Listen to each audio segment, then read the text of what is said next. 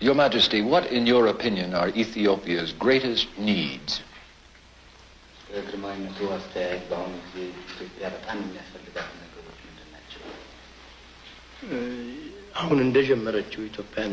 We have already begun the program most essential for Ethiopia. That is, to raise the standard of living of her people through education and better health. These would be the primary objectives. Her remaining needs will not be forgotten and will also be taken care of.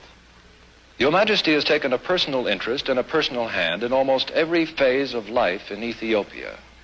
But does Your Majesty not sometimes grow weary and perhaps feel that this is all too much work for one man?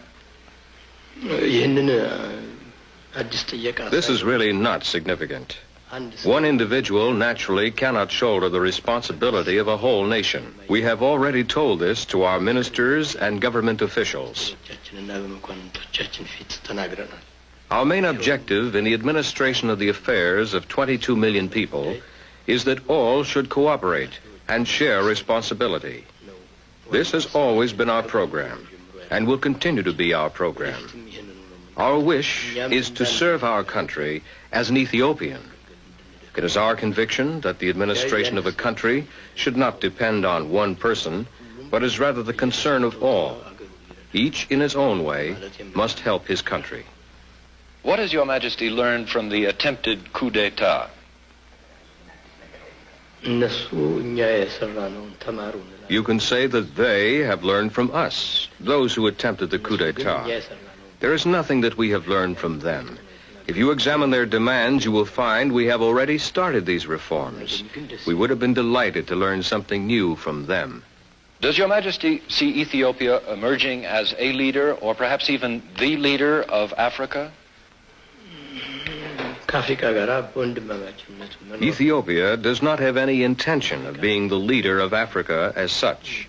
It hopes to live harmoniously with all its African sister countries.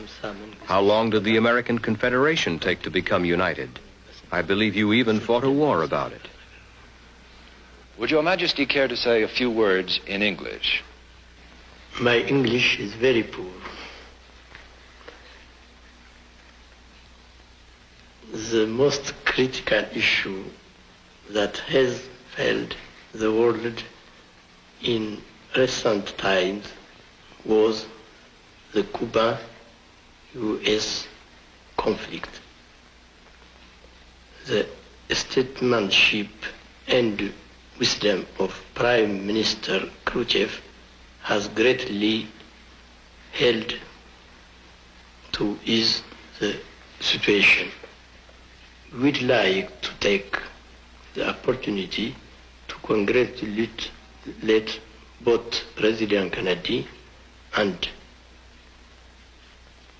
President Premier Khrushchev, as well as Secretary General Yultan. Thank you very much, Your Majesty.